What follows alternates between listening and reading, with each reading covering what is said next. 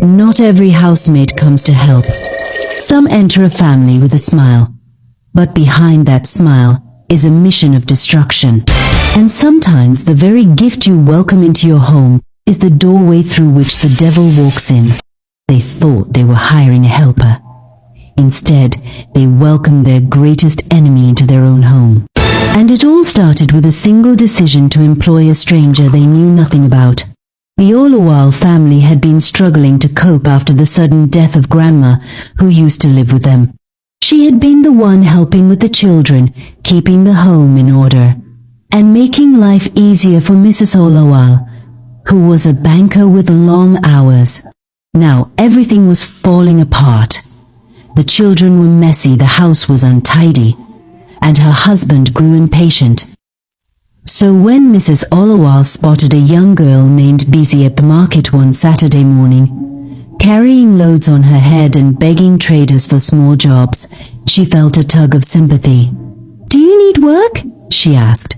"Yes, ma," the girl answered with downcast eyes. "Anything. I can wash, cook, sweep."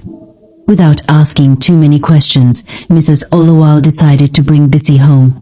It seemed like fate the solution to her problems. At first, Bisi was everything they wanted. She was efficient, quick to learn, and eager to please. The children adored her. Mr. Olawale even praised his wife for her good heart in picking the girl. But little by little, strange things began to happen. The youngest child, Dara, who had been bubbly and playful, became withdrawn and fearful. She said Bisi told her stories at night, stories about ghosts that lived in the ceiling and spirits that ate children's toes. Whenever Bisi washed clothes, items went missing: underwear, handkerchiefs, even Dara's school socks. And the family's once peaceful home grew heavy with tension.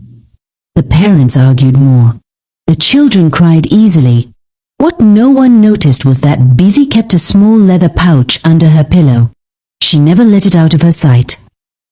And every night, when the house was dark and silent, Bisi would carefully remove a small charm from the pouch, place it in her hands, and begin to chant softly, "Let there be confusion, confusion, confusion." By morning, the once loving family would wake up and start having unnecessary quarrels over little things, arguments that made no sense, disagreements that grew into bitterness. When she was done, she would quietly return the charm to the pouch, lay down, and sleep as though nothing had happened. The following week, Mr. Olawale's car broke down mysteriously in the middle of the highway. The engine simply refused to start, even though he had serviced it just the previous month. Mechanics tried their best, but nothing worked until he spent nearly 500,000 naira on repairs. The incident left him bitter and suspicious. The very next day, Mrs. Olawale opened her office drawer to retrieve an envelope of cash she had carefully set aside for supplies. To her horror, the money had vanished, every last note. She was sure she had locked the drawer. She sat at her desk, trembling.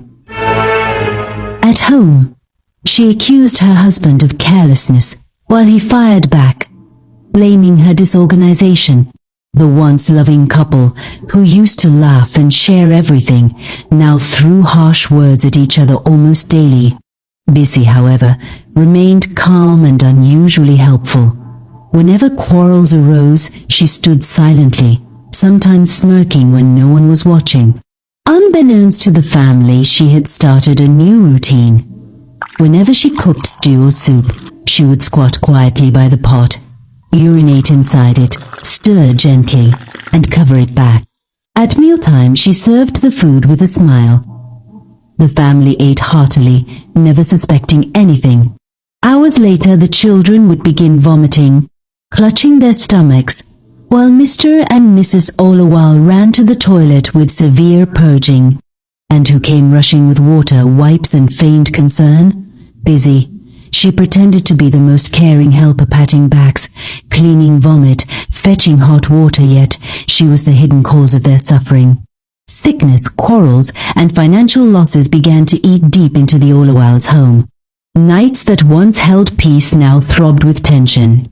Arguments turned into silence. Silence turned into distance. Eventually, Mr. and Mrs. Olawale began sleeping in different rooms, each blaming the other for their problems. And that was when Busy struck.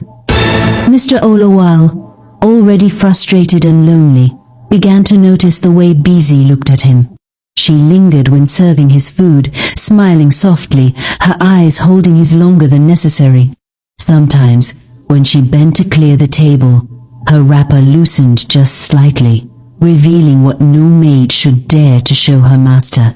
At first he brushed it aside, but temptation grew stronger.